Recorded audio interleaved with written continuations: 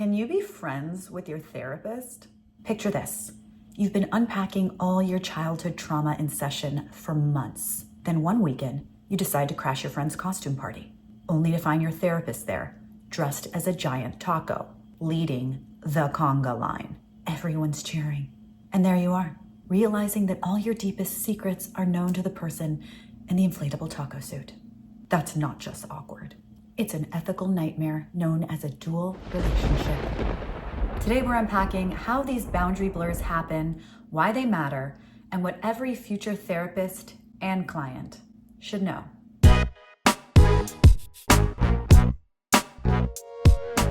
Dear future therapist, I'm Gabriella and welcome to my YouTube channel. What is a dual relationship? A dual relationship is when a therapist has more than one role with a client. You're not just their therapist, you could also be their neighbor, their friend, their landlord, or someone they follow on Instagram.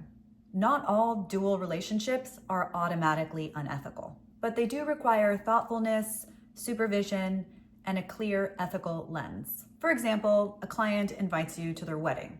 Seems harmless, right? But what about confidentiality? What do you say if someone asks how you know each other? That's why ethical boards exist, to guide us through these murky waters.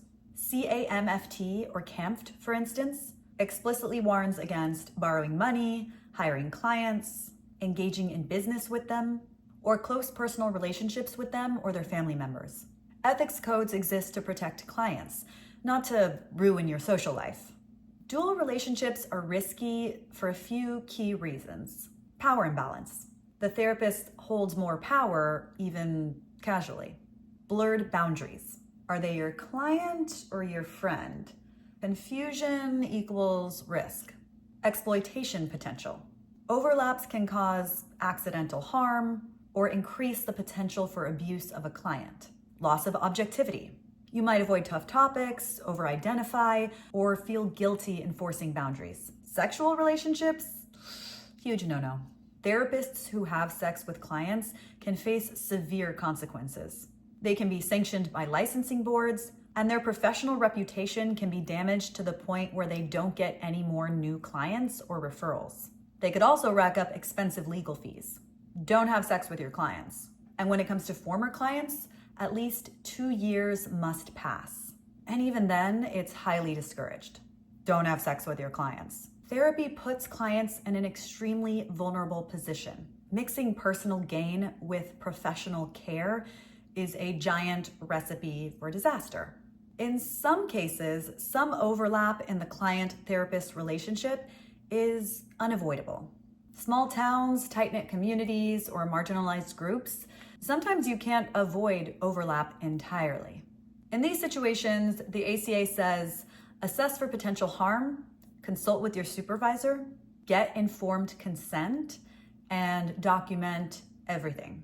For example, your client is in the community choir. That's a moment to pause, not panic. And in some rare cases, a dual relationship can actually benefit a client, like pre-existing trust.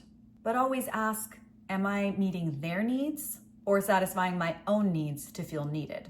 So here's a little trainee checklist regarding dual relationships. Ask yourself, do I already know this person? Do we have any prior connection? Check your motives. Are you saying yes because it feels flattering or you're scared of rejection? If necessary, refer them out thoughtfully. Hey, I realize we have a prior connection, so I wanted to be thoughtful about boundaries.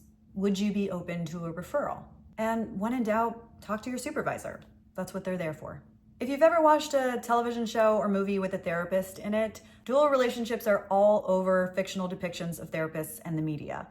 The first time I watched the show Shrinking with Jason Segel, I was in grad school already, and I was completely horrified at all of the dual relationships in that show, to the point where I could do an hour-long episode on all of the ethical violations in that TV show. Pretty much every therapist in that TV show would lose their license. Remember, dual relationships aren't unethical just because they exist. They're risky because the potential for harm is high. The therapeutic relationship thrives on asymmetry. The therapist gets paid, the client gets safety and honesty. Mixing social life with therapy disrupts that essential balance. the client could start worrying about your feelings, and you might unconsciously prioritize your comfort over their needs. So remember, act with integrity, ask for guidance, and don't forget to document. And don't have sex with your client. Have you ever stumbled into a dual relationship as a client or a therapist, or wondered how you'd handle it? Drop your thoughts in the comments. Dear future therapist, as always, thank you for watching. And if you liked this video, please feel free to share my channel with a friend if you know anyone who's currently in grad school or thinking about a career in mental health. I would so appreciate if you would send them a link and give this video a like.